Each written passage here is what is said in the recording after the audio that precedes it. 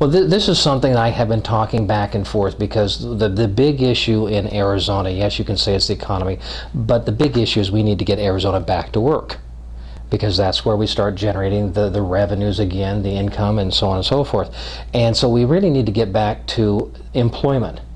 And the challenge that we have is that the government tends to look at the large employers, but it's the small employer that employs 80% of the people in Arizona. And so what are the benefits to what can we create? What are the incentives that we can create for small businesses in order to be able to start growing and expanding and hiring people?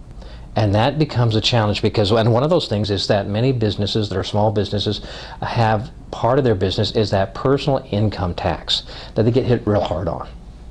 And so I think what we need to do is start looking at how can we remove the barriers to business to expand or to relocate here in Arizona, because we're horrible. I mean, 25% personal property tax on equipment because you own it.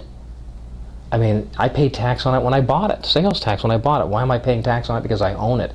And so it forces the state, or I should say, because of that, it screens out those that may have high industry, high cap is what it was called, high capitalization. And as a consequence, it ends up saying, well, we're going to just be a service state industry.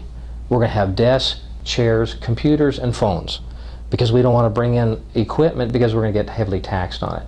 Arizona is really, I mean, Arizona was last in the nation last year for creating new jobs.